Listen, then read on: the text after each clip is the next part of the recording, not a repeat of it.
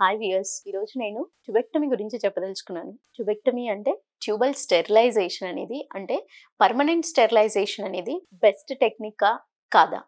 ఏది best technique అంటే ఓపెనా, laparoscopy మెథడా, mini లాప్రోస్కోపీయా, ఏది బెస్ట్ మెథడ్ అనేది చాలా మంది ఫస్ట్ ట్యూబెక్టమీ అనే ఆలోచనతో స్టెరిలైజేషన్ అని వచ్చినప్పుడు, కంప్లీట్ పర్మనెంట్ స్టెరిలైజేషన్ సైడ్ ఆలోచన ఉన్న వాళ్ళు వచ్చి అడిగే మొదటి క్వశ్చన్ ఏది బెస్ట్ మేడం, మేము దానికే వెళ్ళదలుచుకున్నాము అని అంటారు. చాలా మందికి ఏంటి, కొన్ని రకాల అపోహలు ఉంటాయి. ఓపెన్ ట్యూబెక్టమీ జరిగినప్పుడే సక్సెస్ రేట్ ఉంటుంది, ఈ లాప్రోస్కోపీ మెథడ్ లో వెళ్ళినప్పుడు సక్సెస్ రేట్ అంటూ ఉండదు, మళ్ళీ ఫెయిల్యూర్ ఛాన్సెస్ ఎక్కువ ఉంటాయి, మళ్ళీ ప్రెగ్నెన్సీ నిలబడే అవకాశాలు ఉంటాయి, లేదా ఎక్టోపిక్ ప్రెగ్నెన్సీ జరిగే అవకాశాలు ఉంటాయి అని చాలా మందికి కొన్ని రకాల అపోహలతో రావడం జరుగుతుంది. వీళ్ళందరికీ నేను చెప్పదలుచుకుంది ఏంటి అంటే, లాప్రోస్కోపీ ద్వారా వెళ్లే ట్యూబెక్టమీ అనే ఆపరేషన్, పర్మనెంట్ స్టెరిలైజేషన్ వచ్చేసి రికవరీ టైమ్ తక్కువ టైంలో మంచి ఫాస్ట్ రికవరీ అనేది ఉండడం జరుగుతుంది. స్టిచెస్ ఉండవు, వాళ్ళకి కుట్లతో సమస్య ఉండదు, కుట్లు మానేయడం అనేది వేయాల్సిన అవసరం కూడా ఒక్కోసారి ఉండదు. సో అంత 3mm పోర్ట్ ద్వారానే వెళ్ళి దాని ట్యూబ్స్ ని, ఫాలోపియన్ ట్యూబ్స్ ని ముడి అంటూ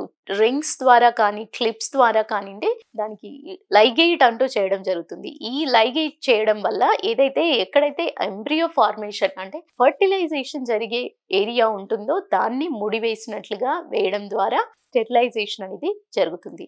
సో ఈ పర్మనెంట్ స్టెరిలైజేషన్ లో లాప్రోస్కోపీ ద్వారా వెళ్ళినప్పుడు ఎర్లీ రికవరీ, ఫాస్ట్ రికవరీ, దాంతో పాటుగా సూచర్లెస్ గా ఉండడం అనేది జరుగుతుంది. అదే ఓపెన్ ట్యూబెక్టమీతో సక్సెస్ రేట్ ఉన్నా వాళ్ళకి కట్ చేయడం వల్ల రికవరీ టైం పడుతుంది, వూండ్ ఇన్ఫెక్షన్ జరిగే అవకాశాలు ఉంటాయి. ఈ ఫెయిల్యూర్ రేట్ అంటారా, ఓపెన్ ట్యూబెక్టమీ జరిగినా ల్యాప్ ట్యూబెక్టమీ జరిగినా ఫెయిల్యూర్ రేట్ అనేది 1% ఛాన్సెస్ ఆఫ్ ఫెయిల్యూర్ అనేది డెఫినెట్లీ ఉంటుంది. అదే విధంగా మినీ లాప్రోస్కోపీకి ఇంకొంచెం ఫెయిల్యూర్ ఛాన్సెస్ అనేది ఎక్కువగా ఉంటాయి. ఎందుకంటే ఆ మినీ లాప్రోస్కోపీ మెథడ్ లో వచ్చేసి కొంచెం ఎక్కువగా లైగేషన్ కానివ్వండి, కాటరైజ్ చేయడం కానివ్వండి, రక్త ప్రసరణ మళ్ళీ అతుక్కోకుండా చేసే కొన్ని రకాల టెక్నిక్స్ అనేది మినీ లాప్రోస్కోపీలో చేయలేము. కాబట్టి దానిలో కొంచెం ఫెయిల్యూర్ రేట్ అనేది ఇంకో 1% ఛాన్సెస్ ఎక్కువగా ఉండడం జరుగుతుంది. సో ఈ పర్మనెంట్ స్టెరిలైజేషన్ అనేది మీకు హెల్ప్ అయింది అనుకుంటున్నాను. థ్యాంక్ యూ, నమస్తే.